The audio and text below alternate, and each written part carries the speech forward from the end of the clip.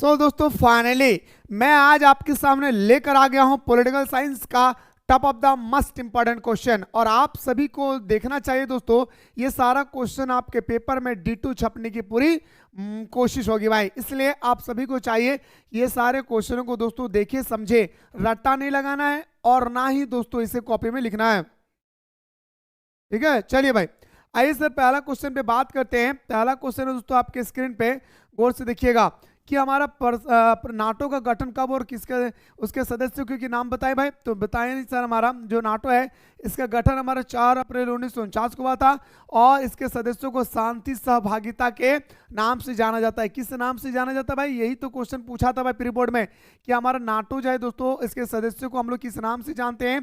तो बताएंगे सर शांति सहभागी, सहभागी याद रखिएगा। ठीक है, नाटो का पूरा नाम क्या है ये भी मैंने आप लोगों को बताया था। ये सब ऑलरेडी मेरे दोस्तों मैंने आप लोगों को बता चुका हूं भाई, है ना। ये सब मेरे दोस्तों क्या था मेरे भाई, मैं आप लोगों को बता चुका हूं भाई। अब ये क्वेश्चन दोस्तों सबसे इंपॉर्टेंट है कि भारत और अमेरिका के बीच संबंधों का वर्णन करें, यानी वर्तमान समय में हमारा भारत और अमेरिका के बारे में दोस्तों वर्णन करना है। भारत और अमेरिका किस प्रकार दुश्मनी है, भारत और अमेरिका किस प्रकार दोस्ताना है, भारत और अमेरिका का विदेशी व्यापार में कैसा संबंध है, इन सब चीजों के बारे में दोस्तों हमें और आपको बेहतर तरीके से डिस्कस करना है। और मैं एक बार फिर से कह रहा हूं कि सर रट्टा मतलब है, प्लीज सिर्फ सुनिए। ठीक है, आइए बात करते सर। अंतर्राष्ट्रीय स्तर पर दो देशों के मध्य आपसी संबंध हमेशा के लिए ना तो अच्छा होते हैं और ना ही खराब होते हैं। मेरे भाई आप किसी के साथ फ्रेंडशिप में है, कभी फ्रेंडशिप क्लोजली हो जाता है तो कभी फ्रेंडशिप दूर हो जाती है। ठीक इसी तरह से मेरे दोस्तों देखिएगा हस्बैंड वाइफ में कभी इतना मोहब्बत होते हैं दोस्तों कि चिपक जाते हैं और कभी इतना दोस्तों दुश्मनी होता है कि एक दूसरे के परछाई तक नजर नहीं आता है ना। तो वही कह रहा है विश्व स्तर में कि अंतर्राष्ट्रीय स्तर पर दो देशों के मध्य आपसी संबंध हमेशा के लिए ना तो अच्छा होते हैं और ना ही खराब होता है। याद रखिएगा भाई क्या बोल रहा है, अंतर्राष्ट्रीय स्तर पर यानी पूरे वर्ल्ड लेवल में दो देशों का मध्य जो आपसी संबंध होती है ये संबंध ना तो अच्छा होता है और ना ही दोस्तों खराब होती है। विशेष परिस्थिति के अनुसार संबंध में उतार चढ़ाव आते रहता है ना भाई। अगर लड़कियों को अगर चाउमीन पास्ता बोस्ता अगर ला कर देंगे तो आपको एकदम घी वाला रोटी खिलाएंगे, अगर नहीं ला के देंगे ना सूखा सूखा रोटी खिला देंगे। ठीक इसी तरह से कह रहा है कि विशेष परिस्थिति के अनुसार संबंध में उतार चढ़ाव आता है भाई। क्या बोलेंगे सर? उतार चढ़ाव हमेशा आते रहते हैं भाई, है ना। भगवान ने सब कुछ दो दो दिया है मेरे भाई, अमीर दिया है गरीब, सुखा दिया है तो मेरे दोस्तों क्या दिया भाई? बरसात दी। इसी तरह से दिन दिया है तो रात, पर्वत दिया है तो पहाड़। इसी तरह से उतार चढ़ाव भी हमारा एक पार्ट है दोस्तों प्राकृतिक का। ठीक ना। आगे देखिए भारत और अमेरिका संबंध में इस दृष्टिकोण को अपवाद नहीं है, इस दृष्टिकोण में अपवाद नहीं है। आइए सर बात करते हैं कौन सा दृष्टिकोण से भारत और अमेरिका का अपवाद नहीं है। ठीक ना, बात करते हैं सर भारत और अमेरिका के मध्य सहमति के भी कुछ विषय है। सहमति के कुछ विषय, सहमति का मतलब मेरे दोस्तों क्या होता है भाई? मतलब दोनों मंजूरी होना। ठीक है ना, दोनों देशों का मंजूरी होना। तो भारत और अमेरिका के मध्य सहमति के भी कुछ विषय हैं तथा असहमति के भी कुछ विषय है। भारत और अमेरिका के मध्य पहले हम लोग सहमति यानी भारत और अमेरिका दोनों ही मेरे दोस्तों दोनों ही देश एक पक्ष पे बात करते हैं, ये क्या है? तो आइए सर पहला पॉइंट पे हम लोग डिस्कस करते हैं। पहला पॉइंट में क्या करते हैं मेरे दोस्तों, हम लोग डिस्कस करते हैं, गौर से देखिएगा। पहला पॉइंट है दोस्तों क्या कि अंतर्राष्ट्रीय स्तर पर दोनों देश आतंकवादी हिंसा के शिकार हुए हैं। यानी दोस्तों अमेरिका भी आतंकवादी देशों का शिकार हुआ है और भारत भी दोस्तों आतंकवादियों से क्या हुआ है? शिकार हुआ है। जैसे भारत में दोस्तों हमेशा हमला होते रहता है, इसी तरह से अमेरिका में भी दोस्तों कोई ना कोई देश हमला कर ही देते हैं। वही कह रहा है पॉइंट नंबर 1 में कि अंतर्राष्ट्रीय स्तर पर, कहां पे मेरे भाई? अंतर्राष्ट्रीय स्तर पर दोनों देश आतंकवादी हिंसा के शिकार हुए भाई। क्या बोलेंगे सर? आतंकवादी हिंसा का शिकार हुए हैं। अतः दोनों देश इस बात पर एकमत है, यानी दोनों देश इस बात पर एकमत है, यानी दोनों देश इस बात पर सहमत है कि आतंकवाद को हर हाल में समाप्त किया जाए। और अमेरिका और भारत दोनों देशों का कहना है, दोनों देशों का एकमत है इस बात को लेकर कि विश्व से हमें और आपको मिलकर आतंकवाद को समाप्त करना है। क्या मेरे भाई? आतंकवाद को हर हाल में हमें और आपको मिलकर समाप्त करना है। ये पहला पॉइंट था सर भारत और अमेरिका के बीच में जो सहमति है। सहमति का मतलब दोस्तों आपसी जो बातचीत हुई है। ठीक है। दूसरा, दोनों देश लोकतांत्रिक पद्धति व सर्वनिर्माण के अधिकार का समर्थक है। यानी दोस्तों आप बोल सकते हैं कि भारत और अमेरिका हमारा दोनों ही देश लोकतांत्रिक है भाई। क्या बोलेंगे sir? Indian and America all two country are democracy country, यानी भारत और अमेरिका दोनों क्या है भाई, हमारा एक डेमोक्रेसी कंट्री है, यानी लोकतांत्रिक देश है। दूसरा पॉइंट हो गया भाई, एकदम जैसे मैं बोल रहा हूं वैसा ही दोस्तों आपको साधारण साधारण भाषा में ही क्या करना है भाई, आपको लिखना है भाई, ठीक है। चलिए अगला पॉइंट पे बात करते हैं सर।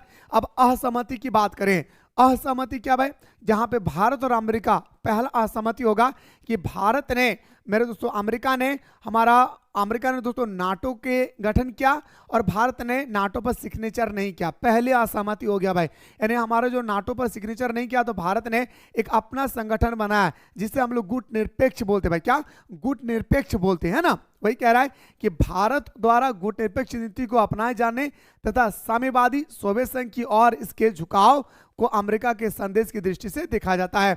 आप यहाँ पे ये भी लिख सकते हैं कि मेरे दोस्तों हमारा 1949 में अमेरिका ने हमारा एक सैनिक गुट बनाया जिसका गुट का नाम था हमारा नाटो, लेकिन भारत ने उस गुट में शामिल नहीं हुआ, बल्कि भारत ने एक स्वतंत्र गुट का निर्माण किया जिस गुट का नाम है गुट निरपेक्ष।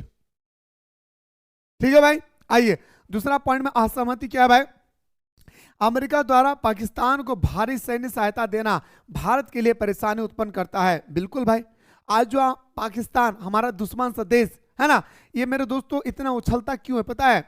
पाकिस्तान हमारा उत्तर प्रदेश से थोड़ा सा बड़ा है, आबादी में कम है, लेकिन फिर भी दोस्तों वो इतना उछलता क्यों है पता है मेरे दोस्त, वो इसलिए उछलता है क्योंकि अमेरिका उनको हथियार सप्लाई करता है। कौन भाई, अमेरिका। और यही बात भारत को मंजूरी नहीं है मेरे भाई। ये कोई भी देश दोस्तों अगर किसी अन्य देशों को मदद करेगी तो आप क्या खुश रहेंगे, नहीं ना, तो भारत इस पर नाराजगी जताते हैं। ठीक है, तो अमेरिका द्वारा पाकिस्तान को भारी सैन्य सहायता देना भारत के लिए परेशानी उत्पन्न करता है।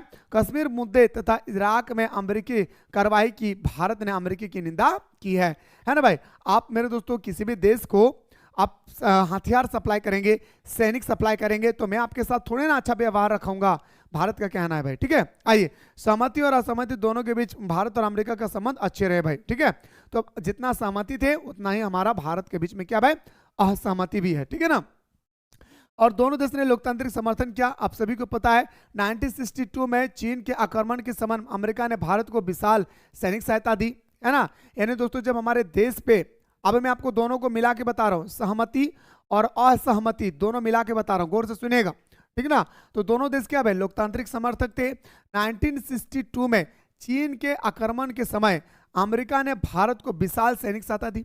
आप सभी को पता है दोस्तों कि 1962 में जब चीन ने भारत पर हमला किया तो अमेरिका ने भारत को सैनिक और दोस्तों हमारा हथियार सप्लाई किया। किनको, भारत को, ताकि हम लोग चीन के साथ युद्ध कर सके और जीत हासिल कर सके। ठीक है, भारत के विकास के लिए अमेरिका ने आर्थिक, तकनीकी व वैज्ञानिक सहायता दी। क्या कहा गया मेरे भाई कि भारत के विकास के लिए अमेरिका ने आर्थिक, तकनीकी, वैज्ञानिक सहायता दी भाई। ठीक है, भारत अगर विकास करना चाहते हैं तो मेरे दोस्तों अमेरिका ने मदद किया।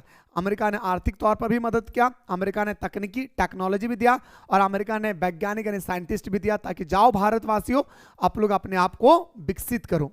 सॉरी, अगला, अमेरिका ने भारत पर पाकिस्तान के आक्रमण का समर्थन नहीं किया, बल्कि शांतिपूर्ण तरीके से समस्याओं के समाधान पर बल दिया। यानी मेरे दोस्तों अमेरिका ने भारत पर पाकिस्तान के आक्रमण, अब दोस्तों जो पाकिस्तान होते हैं वो अक्सर हमारे भारत पर क्या करते हैं दोस्तों, हमला करते हैं। ऐसे ना भाई, अक्सर हमारे देश पर क्या करते हैं, हमला करते हैं। तो अमेरिका दोस्तों कहता है कि मैं पाकिस्तान को सपोर्ट नहीं करूंगा। ठीक है ना, करूंगा नहीं, मैं नहीं करता हूं, उसको समर्थन नहीं करता भाई। ठीक है, और 2001 में दोस्तों कारगिल की लड़ाई के समय अमेरिका ने पाकिस्तान की गतिविधि की निंदा की। एक्चुअली कारगिल युद्ध हुआ था दोस्तों 1991 में, लेकिन मीटिंग हुआ तो 2001 में। ठीक है ना, तो बस इतना ही आपको याद रखना है कि दोनों देश सीमा पर ये आतंकवाद को रोकने पर प्रबल समर्थन है। यानी दोनों ही देश दोस्तों आतंकवाद को रोकना चाहते हैं। भारत और अमेरिका दोनों ही देश दोस्तों विश्व स्तर पर जो आतंकवादी हो रही है, हमला हो रही है, इस आतंकवादियों को दोस्तों रोकना चाहते हैं। तो ये क्वेश्चन था दोस्तों आपका प्रेजेंट टाइम का है कि भारत और अमेरिका के बीच में आखिर संबंध कैसा है। तो मैंने आपको बताया भाई, जैसे बताया आपको कि क्या सहमति है, किन किन बातों पे भारत और अमेरिका एकमत है और किन किन बातों में दोस्तों दुमत है, इस चीज को आप लोग ख्याल रखिएगा भाई। ठीक है, चलिए आपकी स्क्रीन पे अगला क्वेश्चन पे आते हैं सर कि पंचशील की घोषणा कब की गई और किन नेताओं के द्वारा किया गया। तो आप सभी को पता है कि 29 अप्रैल 1954 में भारत के प्रधानमंत्री पंडित जवाहरलाल नेहरू और चीन के प्रमुख नेता हमारे चाओ इन लाई के बीच में बातचीत हुआ था। क्या बोलेंगे सर? हमारा पंचशील समझौता। मैं फिर से कह रहा हूं, कोई प्रश्न आए या ना आए आपके पेपर में, पंचशील वाला क्वेश्चन हर हाल में आएगा, वो भी 5 मार्क्स का। याद रखिएगा भाई, पंचशील समझौता किन्हें कहते हैं और पंचशील समझौता का 5 गो सिद्धांत क्या था, मैंने बहुत ही प्यारा तरीके से आप सभी को ऑलरेडी बता चुका हूं। तो प्लीज रिक्वेस्ट है मेरे भाई कि आप लोग पंचशील समझौता को एनी हाउ आप लोग कर लेंगे, ठीक है ना। तिब्बत के प्रमुख धार्मिक गुरु को किस नाम से जाना जाता है?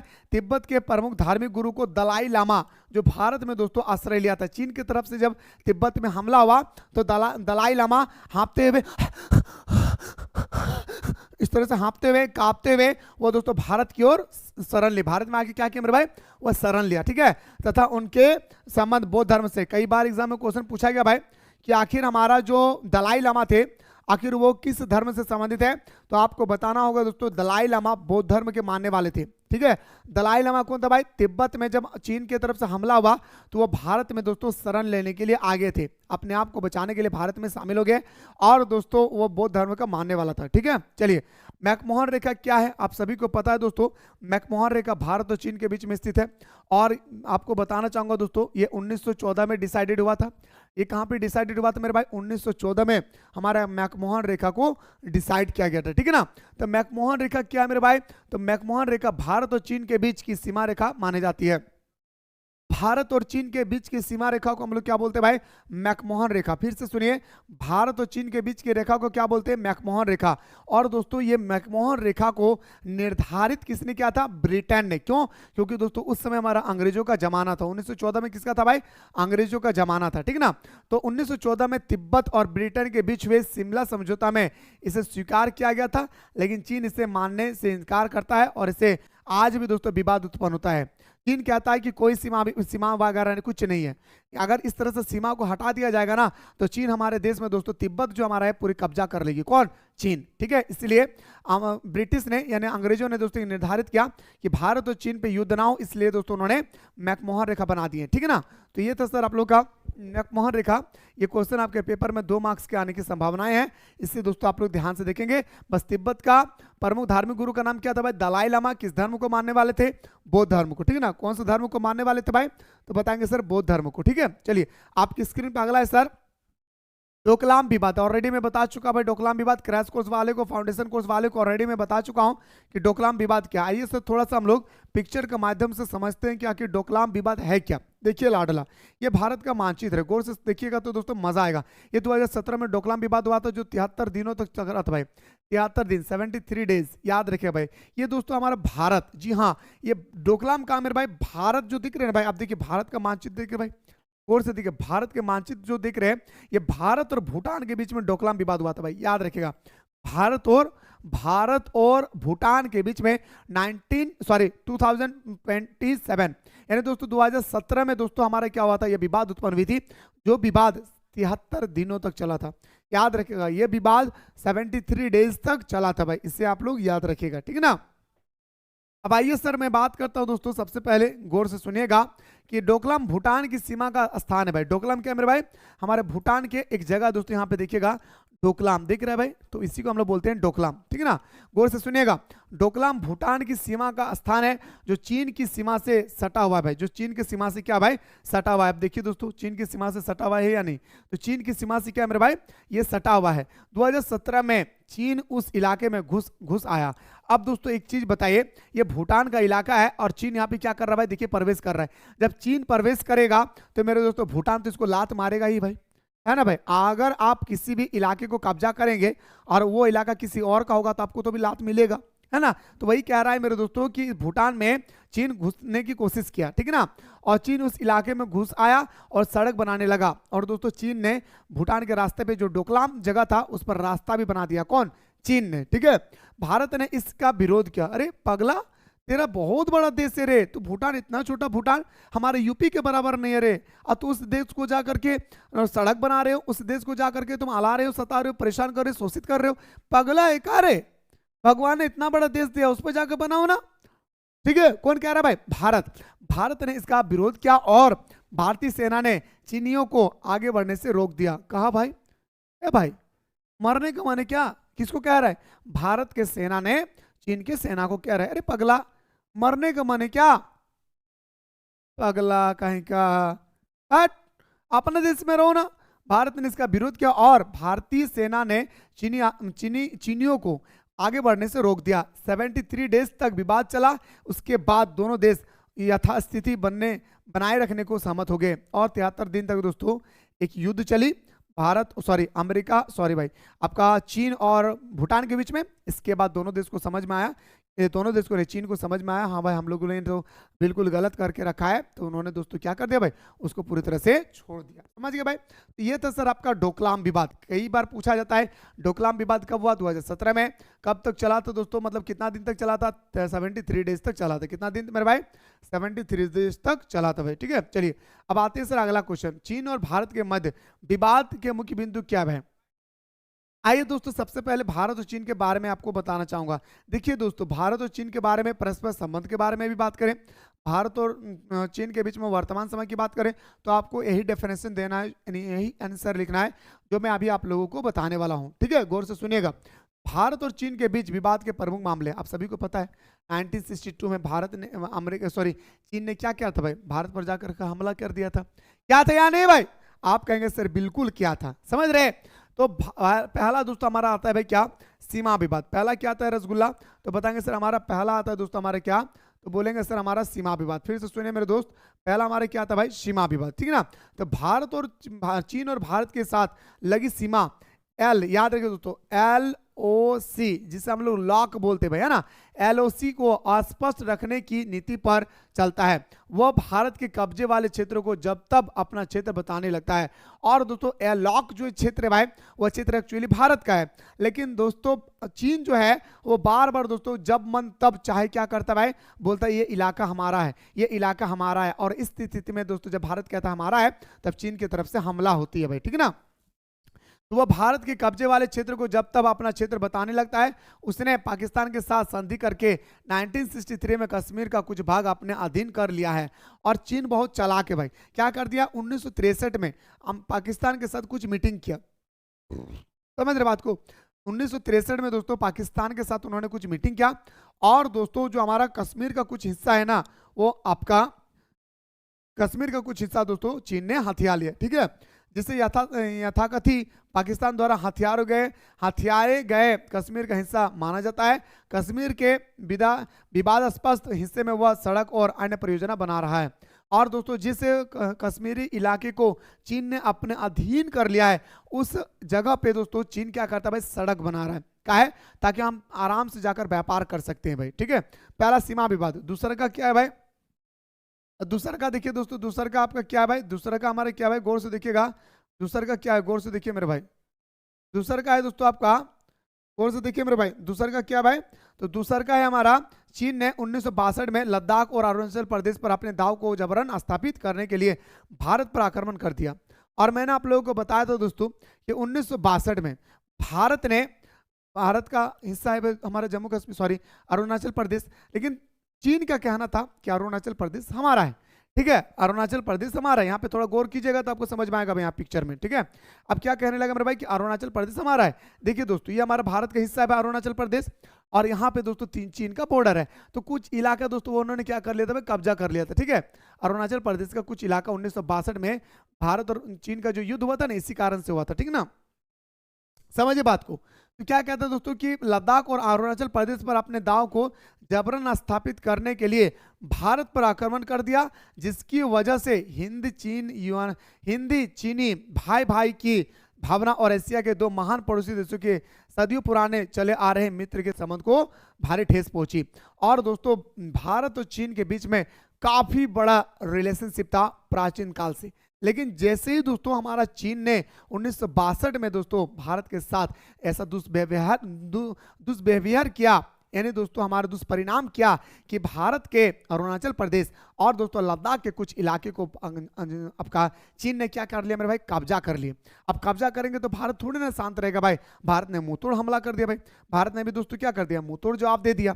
तो ये जो बताया जा रहा है कि एशिया का दो मात्र एक ऐसा देश थे जो भाई भाई समझते थे, जो क्या समझते थे भाई, भाई भाई समझते थे, और वो बताते थे हम लोग हिंदी आप लोग चीनी, हम लोग दोनों क्या भाई भाई भाई है। तो भाई भाई का जो ये रिलेशनशिप था 1962 में पूरी तरह से समाप्त हो गई। ठीक है, चलिए तीसरा था चीनी लद्दाख के सीमावर्ती। तीसरा पॉइंट में गौर कीजिएगा दोस्तों, तीसरा पॉइंट क्या सर हमारा, चीनी लद्दाख के सीमावर्ती क्षेत्र और भारत के एक राज्य अरुणाचल प्रदेश पर अपना दाव करता है भाई, दावा करता है कौन, लद्दाख, लद्दाख पर दावा करता है चीन, यह लद्दाख हमारा है, यह लद्दाख हमारा है, कौन कह रहा है, चीन कह रहा है। तो चीन लद्दाख के सीमावर्ती क्षेत्र और भारत के एक राज्य अरुणाचल प्रदेश पर अपना दावा करता है। चीन ने यह मानने से भी इनकार कर दिया कि सिक्किम भारत का अभिन्न अंग है, और चीन कह रहा है यहां तक कि अरुणाचल प्रदेश को अपने कब्जे में लेना चाहता है। और इसके बाद दोस्तों उन्होंने क्या कर दिया, अरुणाचल प्रदेश से पहले दोस्तों उन्होंने क्या कर लिया, लद्दाख को भी अपने कब्जे में ले लिया। इन दोनों क्षेत्र को कब्जे में लेने के बाद वो बताता है कि हमारा जो ये सिक्किम जो भारत का राज्य है ना, ये सिक्किम का भारत का राज्य नहीं है, भारत ने जबरदस्ती सिक्किम को राज्य बना दिया, बल्कि ये सिक्किम हमारा चीन का है। कौन कह रहा है भाई, चीनी वाला कह रहे हैं। ठीक है, आइए 1965 में जब पाकिस्तान ने भारत पर आक्रमण किया तो चीन ने उसकी मदद की। आप देखिए दोस्तों 1962 में हमारे क्या होता है भाई, युद्ध होता है भारत और चीन का, लेकिन दोस्तों जब 1965 में भारत और पाकिस्तान का युद्ध होता है ना भाई, तो उस स्थिति में दोस्तों जब पाकिस्तान ने भारत पर आक्रमण किया तो चीन ने उसकी मदद की। इससे भारतवासी की भावना आहत हुई, स्वाभाविक तौर पर दोनों देश के संबंध और खराब हो गए। अब दोस्तों एक बात बताएं, 1962 में हमारा भारत चीन का युद्ध होता है, 1965 में पाकिस्तान की ओर से युद्ध होता है हमारे देश में। अब चाइना वाला क्या करता है कि चाइना वाला जाकर के पाकिस्तान को सपोर्ट करता है और कहता है मार रहे भारतवासियों को मारो रे, मारो जल्दी मारो। कौन कह रहा है भाई, चीनी कह रहा है। तो मेरे दोस्तों कैसे हमारा रिलेशनशिप अच्छा हो सकता है, नहीं हो सकता भाई। तो हमारे पास जो चीनी और हिंदी का जो भाई भाई रिलेशनशिप था, ये रिलेशनशिप पूरी तरह से टूट गया भाई, क्या हो गया, टूट गया। ठीक ना, आज भी वह पाकिस्तान समर्थित आतंकवादी नेताओं पर कार्रवाई पर अड़ंग लगाता है, और आज भी दोस्तों पाकिस्तान कहता है ना भाई कि हम आतंकवाद को नहीं पालते भाई, जबकि गलत है। ठीक है, आगे देखिए 5वां पॉइंट, चीन भारत के परमाणु परीक्षणों का विरोध करता है भाई। चीन क्या भाई, परमाणु परीक्षण। आप सभी को पता है दोस्तों कि भारत ने पहला परमाणु परीक्षण राजस्थान के पोखरण जिले में 1974 को किया था।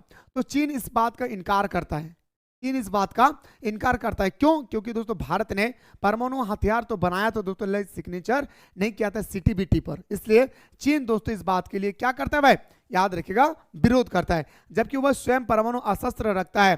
ठीक है, उसी प्रकार वह संयुक्त राष्ट्र संघ की सुरक्षा परिषद में भारत की सदस्यता का विरोध करता है। और बार बार आप सभी को पता होगा दोस्तों कि भारत में हमारा सुरक्षा परिषद का 5वां हमारा अस्थायी सदस्य होती है जिनके पास वीटो पावर होता है। तो दोस्तों भारत भी, हमारा जो भारत है दोस्तों, हमारा इतना बड़ा देश भारत भी दोस्तों हमारा अस्थायी सदस्य में शामिल होना चाहता है, पर बार बार चीन क्या करती है भाई, इस पर विरोध लगाती है। चीन क्या करती है, अड़चन लगाती है और कहता है कि कभी भी खबरदार भारत को अस्थायी सदस्य नहीं बनाना है, नहीं तो अगर इनके पास वीटो पावर आ जाएगा ना तो पूरा दुनिया को तहस नहस कर देगा। कौन कह रहा है, चीन। इसी कारण से दोस्तों भारत हमारा जो है वीटो पावर नहीं प्राप्त कर पा रहे। ठीक है ना, चलिए भाई अगला क्वेश्चन पे आते हैं सर। 37 है सर आपके पास कि प्रश्न, यूरोपीय आर्थिक समुदाय का गठन कब और किस संधि के तहत हुआ। तो यूरोपीय आर्थिक समुदाय का गठन 1957 में हुआ था, अभी जस्ट प्री बोर्ड हुआ था, वहीं पे ये क्वेश्चन पूछा गया था। और रोम की संधि से, ये क्वेश्चन मैंने एक्स्ट्रा जोड़ दिया भाई, ये क्वेश्चन मेरे भाई मैंने क्या किया, एक्स्ट्रा जोड़ दिया, ताकि दोस्तों आपके एग्जाम में अगर संधि वाला भी क्वेश्चन आ जाए तो आपसे छूटे ना, ताकि मेरे भाई आपका संधि वाला भी प्रश्न जो आ जाए तो आपके पेपर से छूटे ना भाई। ठीक है ना, आगे देखिए कहते हैं यूरोपीय संघ की स्थापना कब हुई, फिर वही बता रहे भाई, यूरोपीय संघ की स्थापना हुआ था 1992 में। कब होता है मेरे भाई, 1992 में। इसकी सामान्य नीति क्या थी, इसकी सामान्य नीति थी, याद रखिए दोस्तों, इसकी सामान्य नीति थी सामान्य विदेशी नीति, सुरक्षा नीति, आंतरिक मामले, न्याय से जुड़े मामले, सहयोग और एक समान मुद्रा का प्रचलन। यानी दोस्तों यूरोपीय संघ का कहने का मकसद है कि पूरी दुनिया में एक ही मुद्रा चलना चाहिए। जैसे भारत में रुपया चलता है, आप चले जाइए दोस्तों पाकिस्तान में रुपये चलता है, बांग्लादेश में जाएंगे तो टाका, अमेरिका में जाएंगे तो डॉलर, है ना, सऊदी अरब में जाएंगे तो क्या आपका अलग अलग होगी भाई, है ना, कहीं यूरो चलता है, कहीं दोस्तों आपका करेंसी चलती है, तो सबका क्या भाई अलग अलग है। तो यूरोपीय संघ के कहने का मकसद है कि पूरा विश्व का क्या हो भाई, एक जैसा मुद्रा हो। ठीक है ना, आइए तो ये 1992 में हुआ था, इस बात को याद रखिएगा। चलिए भाई आपकी स्क्रीन पर अगला क्वेश्चन है सर, यूरोपीय आर्थिक सहयोग संगठन के 2 उद्देश्य बताइए। अभी जैसे मैंने आप लोगों को बताया था यूएनओ का यूएनओ का जैसे दोस्तों बताएं तो यूनाइटेड नेशन ऑफ ऑर्गेनाइजेशन का सिद्धांत। इसी तरह से दोस्तों आपसे यहाँ पे पूछा गया है कि बताइए सर हमारा यूरोपीय आर्थिक सहयोग संगठन का कोई दो उद्देश्य बताए। पहला, मार्शल योजना के तहत 1948 में यूरोपीय आर्थिक सहयोग संगठन की स्थापना हुई, जिसके माध्यम से पश्चिमी यूरोप के देशों को आर्थिक मदद की। दूसरा वाला गायब कर दिया भाई, इसलिए गुस्सा आता है हमारा टाइपिंग मास्टर से। समझ रहे बात को। पहला एक्चुअली मैं मार्शल योजना समझाऊंगा, आखिर मार्शल योजना क्या है मैं पूरा डिटेल्स में आपको बात करूंगा भाई, लेकिन थोड़ा सा सुन लीजिएगा कि मार्शल योजना के तहत 1948 में यूरोपीय आर्थिक सहयोग संगठन की स्थापना हुई, जिसके माध्यम से पश्चिम यूरोपीय के देशों के आर्थिक मदद मिली। पश्चिमी यूरोपीय के जितने सारे देश थे ना भाई, सबको क्या मिला भाई, याद रखिएगा, सबको क्या मिला मेरे भाई, तो बताएंगे सबको मदद मिली भाई। ठीक है, अब आते हैं सर मार्शल योजना क्या है। प्लीज आप लोग मार्शल योजना के बारे में पूरा डिटेल्स में सुनिए कि आखिर हमारा मार्शल योजना क्या है। ठीक ना, मार्शल योजना के बारे में थोड़ा डिटेल्स में बात कर रहा भाई, गौर से सुनिएगा भाई मार्शल योजना के बारे में। ठीक है, सुनिएगा। मार्शल योजना द्वितीय विश्व युद्ध आप सभी को पता है 1939 में शुरू हुआ था और 1945 तक चला था। क्या भाई, हमारा द्वितीय विश्व युद्ध। तो द्वितीय विश्व युद्ध ने अमेरिका प्रभाव वाले पश्चिमी यूरोपीय देशों की अर्थव्यवस्था को ध्वस्त कर दिया। अब क्या कह रहे हैं दोस्तों हमारा मार्शल योजना कि जब हमारा द्वितीय विश्व युद्ध ने अमेरिका प्रभाव वाले पश्चिमी यूरोपीय देशों की आर्थिक व्यवस्था को ध्वस्त कर दिया। द्वितीय विश्व युद्ध में जैसे ही दोस्तों हमारा द्वितीय विश्व युद्ध की शुरुआत हुई, पूरे दुनिया में एक ही देश था दोस्तों जो सबसे शक्तिशाली था। सबसे शक्तिशाली रूप में हमारा रूस भी थी, लेकिन सबसे शक्तिशाली की अगर हम बात करें तो वो था दोस्तों अमेरिका। वो कौन था मेरे भाई, अमेरिका सबसे शक्तिशाली रूप के थी। ठीक है, तो ये दो आप बताया जा रहा है कि जैसे ही हमारा द्वितीय विश्व युद्ध की शुरुआत हुई, यूरोप के कंट्री में, यूरोप कंट्री ना भाई, सॉरी यूरोप एक कॉन्टिनेंट है, यूरोप एक महादेश है, उस महादेश के अंदर में बहुत सारे देश है। तो यूरोपीय महादेश में, यूरोपीय जो महादेश है, इस महादेश के अर्थव्यवस्था जितने सारे देश थे ना, वो सारे अर्थव्यवस्था को चरमरा दिया भाई। कौन, अमेरिका। वो ना रहेगी बांस ना बाजेगी बांसुरी। जब कोई देश कमजोर हो जाएगी, अच्छा मेरे दोस्तों अगर आप कहीं भी जा रहे हैं और आपके पास पैसा नहीं है, ऑटो में चढ़ लिए, तो आप क्या करेंगे, मैं मदद मांगेंगे। जब हम मदद करने के लिए आप पर जाएंगे तो मैं कहूंगा ए मैं मदद कर रहा हूं, मैं जो कहूंगा वो करना होगा। वैसे ही दोस्तों अमेरिका करने वाला था, करने वाला नहीं था भाई, वो कर रहा था छोटे छोटे यूरोपीय देशों को। समझिए बात को, ठीक ना। बार बार कह रहा हूं, द्वितीय विश्व युद्ध ने अमेरिका प्रभाव वाले पश्चिमी यूरोपीय देशों की अर्थव्यवस्था को ध्वस्त कर दिया। अमेरिका के secretary of state George C Marshall ने पश्चिमी यूरोपीय पुनर्द्वार की एक योजना बनाई, जिसे हम लोग मार्शल योजना के नाम से जाना गया। अब दोस्तों यूरोप हमारा मान के चलिए एक देश, यूरोप एक कॉन्टिनेंट, ठीक है। ये अमेरिका दोस्तों क्या कर दिया, जितने सारे छोटा छोटा देश था यूरोप में, जितने सारे छोटा छोटा देश था यूरोप महादेश में, जितने सारे छोटे छोटे देश थे ना, उन सारे छोटे छोटे देशों को क्या कर दिया भाई, इनकी अर्थव्यवस्था को चरमरा दिया भाई। अर्थव्यवस्था को पूरी तरह से क्या कर दिया भाई, चरमरा दिए। तो मेरे दोस्तों इसको मदद कौन करेगा, अब अमेरिका जो आ रहा है ना भाई, प्रवेश कर रहा है अमेरिका, इसी प्रवेश द्वार को बोलते हैं हम लोग क्या मेरे भाई, याद रखेगा, मार्शल योजना। क्यों भाई, क्योंकि एक व्यक्ति था भाई जॉर्ज सी मार्शल, और इन्हीं के नाम से दोस्तों ये योजना को बनाया गया था। बहुत इंपॉर्टेंट है दोस्तों मार्शल योजना, मैं फिर से कह रहा हूं मस्ट इंपॉर्टेंट है आपका मार्शल योजना। ठीक है, मार्शल योजना का क्या उद्देश्य था, अब बात करते हैं सर हमारा ये मार्शल योजना का क्या उद्देश्य था भाई। मार्शल योजना क्यों बनाए भाई, हमारा मार्शल योजना तो है वो क्यों बनाएगा, तो बताएंगे सर पश्चिमी यूरोपीय अर्थव्यवस्था में नए प्राणों का संचार करना, ताकि प्रमुख बाजार खोले जा सके। और अमेरिका चाहते थे कि जब पूरे सभी देशों को हम लोग अर्थव्यवस्था को पूरी तरह से चरमरा देंगे, तो पूरी दुनिया अब हमारे कदमों पे आकर गिरेगी, और हमारे कदमों पे आकर गिरेगी तो हम मदद करेंगे। जब हम मदद करेंगे तो हम कहीं ना कहीं उन सब देशों पर अपना अत्याचार भी करेंगे। ऐसा ही क्या था, कौन, अमेरिका। ठीक है, तो पश्चिमी यूरोपीय अर्थव्यवस्था में नए प्राणों का संचार करना, ताकि प्रमुख बाजार खोले जा सके। ठीक है, अमेरिका के 16 मित्र राष्ट्रों की युद्धपोत गरीबी की समस्या को दूर करना, क्योंकि गरीब साम्यवादी को जन्म देती है भाई। गरीब देश क्या करता है भाई, साम्यवादी देशों का क्या करते हैं भाई, जन्म देती है। गरीब क्या करते हैं मेरे भाई, साम्यवादी देशों का जन्म करती है, जबकि दोस्तों पूंजीवादी क्या करती है, अमीर देशों को जन्म देती है। ठीक ना, ऐसा मानना था दोस्तों का मार्शल का। अमेरिका सरकार ने इसे गंभीरता से लेने का निर्णय लिया। मार्शल योजना 3 अप्रैल 1948 में बनी। कॉपी में लिख लीजिए आप लोग जल्दी से, आप अपने कॉपी में जल्दी से नोट डाउन कर लेंगे दोस्तों कि मार्शल योजना आखिरकार कब बनी। जल्दी से आप लोग कॉपी में क्या करेंगे मेरे भाई, नोट डाउन कर लीजिए कॉपी में कि आखिर मार्शल योजना जो है कब बनी भाई। मार्शल योजना आपसे पूछा जाएगा कि आखिर कब बना, तो आप बोलिएगा सर कि 3 अप्रैल 1948 में हम लोग मार्शल योजना बनाए भाई। क्या बोलेंगे सर? 3 अप्रैल 1948 को दोस्तों हम लोग मार्शल योजना बनाए। एक एक क्वेश्चन को दोस्तों देखने की प्रयास कीजिए, समझने के प्रयास कीजिए। मैं फिर से कह रहा हूँ कि रट्टा एकदम दोस्तों आपको रट्टा नहीं लगाना भाई। क्या करना मेरे भाई? रट्टा आपको एकदम दोस्तों नहीं लगाना, इस चीज को ख्याल रखें भाई, ठीक है। उम्मीद करता रसगुल्ला कि आप सभी को बहुत बेहतरीन तरीके से समझ में आ रहा होगा। चलिए मेरे भाई अगला क्वेश्चन। अच्छा, आसियान के बारे में कुछ बातें बताता हूं, गौर से सुनिएगा। जो हमारा आसियान देश है ना, आसियान का स्थापना किस वर्ष हुई? हमें और आपको बहुत ही प्यारा तरीके से पता है दोस्तों आसियान का पूरा डेट कि 8 अगस्त 1967 में हमारा आसियान का क्या होता है दोस्तों? स्थापना होती है। 8 अगस्त 1967 को हमारा आसियान की स्थापना होती है, ठीक है ना। तो आसियान की स्थापना किस वर्ष हुई? आसियान के 5 संस्थापक देश, जब आसियान का गठन हुआ था दोस्तों, उस समय देशों की संख्या कितना था? 5 गो सदस्य देश था भाई। कितना? 5 गो हमारा सदस्य देश था, ठीक है ना। वर्तमान में इसकी सदस्यता संख्या क्या है? तो वर्तमान में दोस्तों हमारा क्या है? तो 10 गो सदस्य संख्या है, ठीक है। तो इसके गठन दोस्तों 8 अगस्त 1967 में हुआ था। पहले दोस्तों 5 गो सदस्य देश था। 5 गो का नाम पूछा जाता है कभी कभी, सुनिएगा। Indonesia, Malaysia, Philippines, Singapore, Thailand, ये 5 देश को नाम याद रखिएगा दोस्तों। ये पहले जो 5 देश शामिल था, इसका नाम कभी कभी दोस्तों पूछ लिया जाता है। इसमें दोस्तों प्रारंभिक में हमारा याद रखिएगा हमारा 10 गो सदस्य देश शामिल हो चुकी है भाई, ठीक है। आपकी स्क्रीन पर अगला क्वेश्चन है सर, श्रीलंका के जातीय संघर्ष के कोई 2 मुख्य कारण बताए। लिट्टे की प्रमुख मांगे क्या थी भाई? या तो श्रीलंका के जातीय संघर्ष, लिट्टे नामक आतंकवादी संगठन कहाँ पाए जाते हैं मेरे भाई? तो बोलेंगे सर लिट्टे नामक आतंकवादी संगठन हमारा कहाँ पाया जाता है भाई? तो श्रीलंका में, ठीक है। आइए, श्रीलंका के जातीय संघर्ष हम लोगों ने क्लास 10 में ऑलरेडी पढ़ चुके हैं भाई कि श्रीलंका में जाति संघर्ष, जाति के आधार पर ही दोस्तों लड़ाई होता है। जैसे कोई सीली थे तो कोई बौद्ध धर्म मानने वाले थे, जो तमिलनाडु से उठकर गए थे वो बौद्ध धर्म को मानने वाले थे, है ना भाई। कोई सिहली है, ठीक है। आइए बात करते हैं। तो दोस्तों श्रीलंका में सिहली तथा तमिल जाति के की श्रेष्ठता का विवाद है भाई। तमिल और सिहली में ही दोस्तों आपस में क्या होते हैं भाई? बार बार लड़ाई होता है भाई।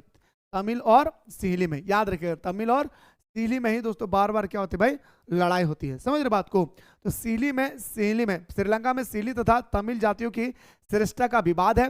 बहुसंख्यक सिहली राष्ट्रवादी का मानना है कि श्रीलंका में तमिल के साथ कोई रियायती नहीं बरती जानी चाहिए, क्योंकि श्रीलंका सिर्फ सिहली का ही है।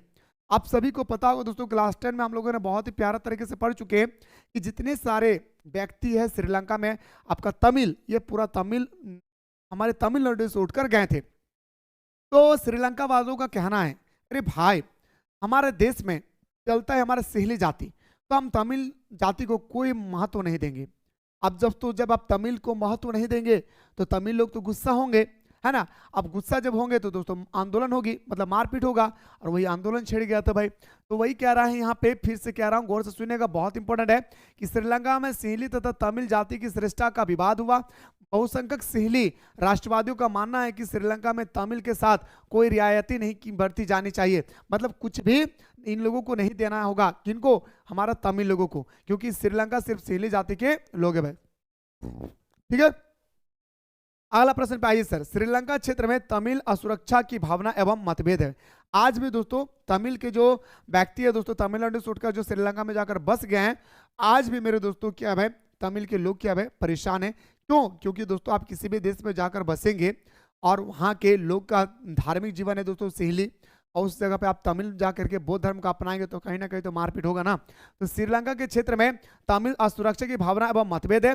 उग्र तमिल संगठन लिबरेशन टाइगर्स ऑफ तमिल इलम यानी श्रीलंका के तमिल के लिए एक अलग देश की मांग कर रहा है। और दोस्तों ये जो हमारा तमिल लोग है, वो तमिल जितने सारे भारत से उठकर गए हैं, वो श्रीलंका में जाकर कह रहा है कि हम लोगों पर अत्याचार हो रही है, ठीक है भाई, हम लोगों को एक अलग सा देश दे दीजिए, मतलब हम लोगों को एक छोटा सा जगह दे दीजिए श्रीलंका में, और उसी जगह को हम लोग एक अलग सा देश मानेंगे। कौन भाई? कौन बोल रहा है भाई? हमारा आतंकवाद। कौन? लिट्टे नामक आतंकवाद।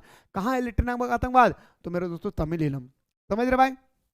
चलिए, उसकी अन्य मांग तमिल के प्रति उपेक्षा भरे बर्ताव को बंद करने, तमिल को राजभाषा बनाने, क्षेत्रीय स्वायत्तता हासिल करने, मतलब तमिलों का डिमांड है भाई कि हमें भी इस देश में शांतिपूर्वक रहने दिया जाए, हमारा भाषा को भी महत्व दिया जाए और हमें स्वायत्तता हासिल करने दिया जाए।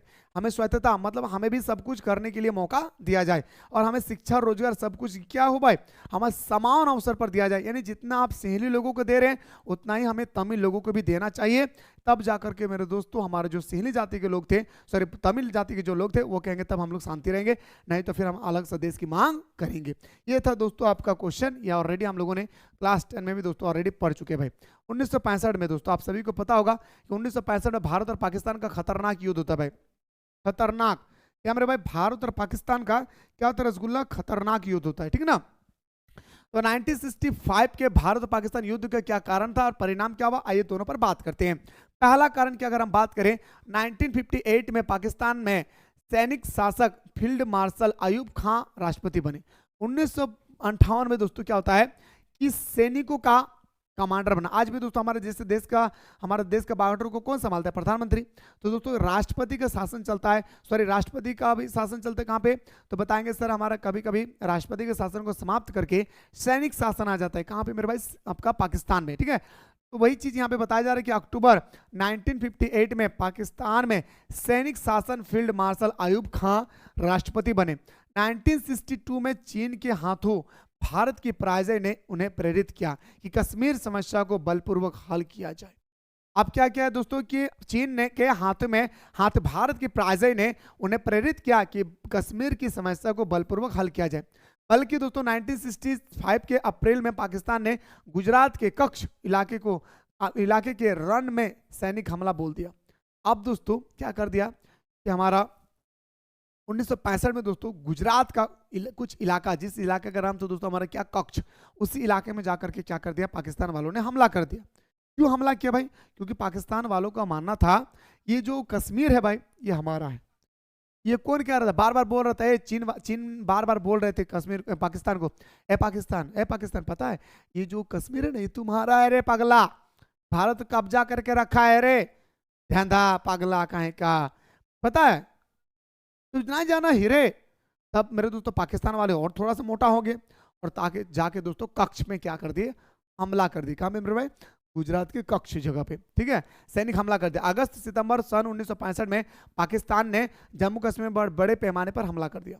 अब दोस्तों 1965 में क्या कर दिया कि पहला हमारा कुछ दिन मेरे भाई अप्रैल महीना में कच्छ पे हमला किया गुजरात के, और सितंबर अक्टूबर होते होते हमारा दोस्तों अगस्त सितंबर होते होते 1965 में ही जम्मू कश्मीर पर एक बड़ा हमला कर देता है। कौन, हमारा पाकिस्तान ने। तब जाके दोस्तों युद्ध हो गया था। 1965 में पाकिस्तान ने भारत पर हमले की योजना इस उद्देश्य से बनाई गई थी कि कश्मीर में बहुसंख्यक मुस्लिम जनसंख्या का समर्थन उनकी सेनाओं को प्राप्त होगा, परंतु धारणा निर्मल साबित हुई, पाकिस्तान युद्ध में पराजित हुआ। और दोस्तों पाकिस्तान वाले सोच रहे थे कि हमारे कश्मीर को हम लोग जाकर के हमला करेंगे। गौर से सुनेगा, स्टोरी समझिए, लिखने की मजा आएगा भाई। मेरे दोस्तों कश्मीर, पाकिस्तान वाले ने सोचा कि पाकिस्तान हम लोग मुस्लिम है, कश्मीर के सारे लोग मुस्लिम हैं, कश्मीर में हम लोग हमला किए, तो कश्मीर पे हम लोग हमला किए तो कश्मीर के जितने सारे लोग हैं वो सारे लोग हमें सपोर्ट करेंगे। क्यों, क्योंकि वो मुस्लिम है। अरे भाई मुस्लिम हो या हिंदू, याद रखेगा धर्म के नाम पर नहीं चलता है मेरे भाई, वो चलता है मानवता पर, इंसानियत पर चलती है, ठीक है। और दोस्तों पाकिस्तान वालों को लगने लगा कि हमारे जम्मू कश्मीर वाला सब हमें सपोर्ट करेंगे, लेकिन दोस्तों जितने सारे बहुसंख्यक मुस्लिम जनसंख्या का समर्थक थे उनकी सेनाओं और प्राप्त तो नहीं होगा, उन सेनाओं को प्राप्त होगा, परंतु दोस्तों धरना में निर्बल साबित हुआ, कोई मदद नहीं किया। कोई भी पाकिस्तान वाले, सॉरी कोई भी जम्मू कश्मीर वाले मेरे दोस्तों पाकिस्तान को सबूत ने पाकिस्तान वालों को मदद नहीं किया, और दोस्तों इसी तरह से पाकिस्तान पूरी तरह से पराजित हो गए, हार गए दोस्तों, ठीक है। इस तरह से दो टाइम दोस्तों युद्ध हुआ था, एक बार हमारा कच्छ में और एक आपका कहाँ पे मेरे भाई, एक हुआ था आपका कच्छ, एक आपका जम्मू कश्मीर में। परिणाम क्या हुआ भाई, तो कश्मीर के मोर्चे पर पाकिस्तान सेना की बढ़त को रोकने के लिए प्रधानमंत्री उस समय थे हमारा लाल बहादुर शास्त्री। इस समय था मेरे भाई लाल बहादुर शास्त्री। लाल बहादुर शास्त्री ने पंजाब की सीमा की तरफ से जवाबी हमला करने का आदेश दिया। अब दोस्तों हमारे देश के प्रधानमंत्री उस समय था बहुत खतरनाक, कौन था भाई, याद रखिएगा हमारा लाल बहादुर शास्त्री। लाल बहादुर शास्त्री ने कह दिया आप सभी सैनिकों को, ऐसे सैनिक वालों तुम लोग होशियार हो जाओ, एकदम जैसे ही हमारे देश पर एक कदम भी अगर भूल से भी रख देना तुम उसे टिक्किया बना देना भाई, झालमुड़ी बना देना। और इसी तरह से जब हमारे प्रधानमंत्री ने आदेश दे दिया मेरे दोस्त तो मेरे दोस्तों भयंकर तरीके से हमारे सैनिकों ने दोस्तों पाकिस्तान वालों का क्या किया भाई, याद रखिएगा, विरोध किया। ठीक है, सेनाओं का, ठीक है ना। दोनों देशों की सेना के बीच घनघोर लड़ाई हुई, है ना भाई। और भारत की सेना आगे बढ़ते हुए लाहौर के नजदीक पहुंच गया, और इस तरह से हमला होते होते होते होते भारत का सेना दोस्तों एकदम कहाँ, लाहौर पहुंच गया। जबकि लाहौर कहाँ है मेरे भाई, पाकिस्तान में, लाहौर जिला तक पहुंच गया तो मेरे भाई, कौन, हमारा देश का सेना। और आज हमारा देश क्या हाल हो चुका है भाई, अरे गजब था मेरा देश उस समय। पाकिस्तान की सर्वनाक हार भी संयुक्त राष्ट्र संघ के हस्तक्षेप से इस लड़ाई का अंत हुआ। और दोस्तों यूएनओ की मदद से दोस्तों ये लड़ाई पूरी तरह से अंत हुई। भारतीय प्रधानमंत्री लाल बहादुर शास्त्री और पाकिस्तान के जनरल आयुब खान के बीच में दोस्तों 1966 में एक ताशकंद समझौता हुआ था, और इसी ताशकंद समझौता के माध्यम से दोस्तों हमारा दोनों देशों का जो मध्यस्थता थी वो पूरी तरह से समाप्त हो गया। युद्ध जो हो रही थी, ये युद्ध पूरी तरह से समाप्त हो गई थी। इसी को बोलते सर हमारा भारत और पाकिस्तान का 1965 का युद्ध। ठीक है ना। चलिए अब अगला क्वेश्चन दोस्तों आपके स्क्रीन पे आ रहा है, जल्दी से बताइए दोस्तों इस क्वेश्चन का आंसर क्या होगा भाई। क्वेश्चन है सर, शिमला समझौता कब होता है, 3 जुलाई, अरे भाई मत भागो।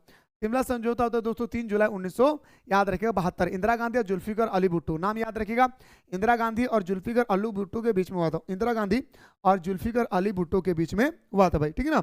आप कारगिल संघर्ष के कारणों का उल्लेख करें, ये आप लोग देख लेंगे, 1991 को हुआ था। पूरा डेट याद रखिएगा मेरे भाई, क्या, जुलाई 1999। क्या बोलेंगे सर, जुलाई 1999 में कारगिल युद्ध हुआ था। याद रखिए कारगिल युद्ध कब हुआ था भाई, जुलाई 1999 में। पूरा डेट याद रखिएगा। और कारगिल दिवस भी दोस्तों हम लोग कब मनाते हैं, 26 जुलाई को मनाते हैं। इस बात को याद रखिएगा, 26 जुलाई को दोस्तों हम लोग क्या मनाते हैं भाई, कारगिल युद्ध मनाते हैं। ठीक है। अब देखिए सार्क के बारे में तो और बता चुका दोस्तों, सार्क के बारे में और क्या बताऊंगा आपको। ठीक है, आइए क्वेश्चन है सर आपका कि फराक्का समझौता कब और किन दो देशों के बीच में हुआ था। तो फराक्का समझौता 6 नवंबर 1977 को भारत और बांग्लादेश के बीच में हुआ था। ये था दोस्तों आपका 49 क्वेश्चन। तो मुझे लगा दोस्तों कि आप सभी को ये सारे क्वेश्चनों को कंप्लीटली देख लेना चाहिए। और फाइनली दोस्तों मैंने आप लोगों को टोटल 49 क्वेश्चन मैंने आप लोगों को ऑलरेडी बता चुका हूं भाई। अब बाकी रहा सर ये 2 क्वेश्चन, तो ये सार्क वाला मैं already crash course foundation course में बता चुका हूं। ये कारगिल वाला दोस्तों आप लोग थोड़ा देख लेंगे कि कारगिल संघर्ष को चौथा भारत पाकिस्तान भी कहा जाता है। क्या बोल रहे सर, कारगिल संघर्ष को चौथा भारत पाकिस्तान युद्ध भी कहा जाता है, जो 1999 के शुरुआती महीने से ही शुरू हुआ। 1999 में जैसे ही दोस्तों नया साल आया, और नया साल में दोस्तों घमासान युद्ध होने लगा भारत और पाकिस्तान का, इसी को हम लोग कारगिल युद्ध के नाम से जानते हैं। 1999 के आरंभिक दिनों में कारगिल के आसपास के इलाके जैसे द्रास, मास्को, काक्सर, बतासिक आदि स्थानों पर अपने को मुजाहिदीन बताने वाले लोगों ने गुप्त रूप से घुसपैठी करके अपने कंबर तक बंकर तक बना लिया। यह पाकिस्तान सेना के इशारे पर किया गया। जब पाकिस्तान सेना को इसका जब भारतीय सेना को इसका पता चला तो सेना के द्वारा कार्रवाई की गई, दोनों ओर से लड़ाई हुई। यह लड़ाई की कई महीनों तक चली और 26 जुलाई 1999 तक भारत ने अपने इलाके खाली करवा लिया। देखिए दोस्तों मैं आपको थोड़ा सा स्टोरी समझाता हूँ, गौर से सुनिए। कारगिल जो दोस्तों था ना भाई जगह, इसका कुछ जगह था जो भारत पे दोस्तों कब्जा कर रहा था। गौर से सुनेगा कौन कौन जगह था भाई, तो बताएंगे सर मास्को, अक्सर, बताइक, है ना भाई। इसके बाद हमारा दोस्तों क्या था भाई, तो बताएंगे सर जैसे द्रास। इन सब इलाके में क्या कर रहा था, पाकिस्तान की जो सेना थी ना भाई, वो इस तरह से खुफिया एजेंसी की तरह से भारत में अंदर जा रहे थे। क्या मेरे भाई, भारत के अंदर में घुसते जा रहे थे। ठीक है, क्या कर रहे भाई, घुसते जा रहे थे भारत के अंदर में। ठीक है, सुनिएगा।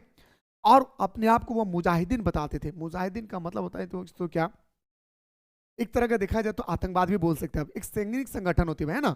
तो मुजाहिदीन बताने वाले लोगों ने गुप्त रूप से घुसपैठ करके अपने बंकर तक बना लिया। यानी दोस्तों वो भारत के अंदर में तो घुसा है इस तरह करके, यहां तक कि दोस्तों वो घर द्वार भी बना लिया, बंकर, टेंट देखे ना, टेंट, वैसी तरह से दोस्तों उन्होंने क्या कर लिया भाई, बना लिया। ठीक है, और दोस्तों ये किसके इशारे पर बनाया गया, तो पाकिस्तान के इशारे पर बनाया गया। पाकिस्तान वाले सपोर्ट करते थे कि जाओ यार तुम लोग बनाओ, मैं हूं ना पीछे तरफ से, जाओ बनाओ मजे से जाओ। तो बनाया भाई, और बनाने के बाद जैसे भारतीय सेना को पता चला, याद रखिएगा, सेना ने दोस्तों कार्रवाई कर दी। सेना ने क्या कर दिया मेरे भाई, कार्रवाई कर दिया। कहां घुसा रहे, यहाँ मार के पूरे हलवा टाइट कर दिया उन लोगों को। और दोस्तों वो हमारे देश से भाग गया। मतलब जो क्षेत्र को वो कब्जा किए थे ना, वो क्षेत्र को दोस्तों पूरी तरह से छोड़कर भाग गए। क्यों दोस्तों, क्योंकि पाकिस्तान के पास उतना सैनिक नहीं था। ठीक ना। और ये जो युद्ध हुई थी ना दोस्तों, ये कई महीनों तक चली थी। ये कई महीनों तक चला था। कारगिल युद्ध थोड़ा मोड़ा युद्ध नहीं था दोस्तों, ना जाने कितनी लाशें गिरी थी भाई। यह लड़ाई सिर्फ कारगिल के इलाके तक ही सीमित नहीं रही। इसके तुरंत बाद जनरल परवेज मुशर्रफ ने पाकिस्तान की हुकूमत को अपने नियंत्रण कर लिया। यह था दोस्तों आप लोगों का कारगिल युद्ध। आई होप दोस्तों कि आप सभी को बहुत ही प्यारा तरीके से ये सारा क्वेश्चनों को बेहतर तरीके से आप लोगों ने समझ गए होंगे, मस्त तरीके से भाई। ठीक है, तो मेरे भाई मुझे उम्मीद है कि जितने सारे क्वेश्चन मैंने बताया वो सारा क्वेश्चन आप लोगों ने कंप्लीट कर लिया होगा।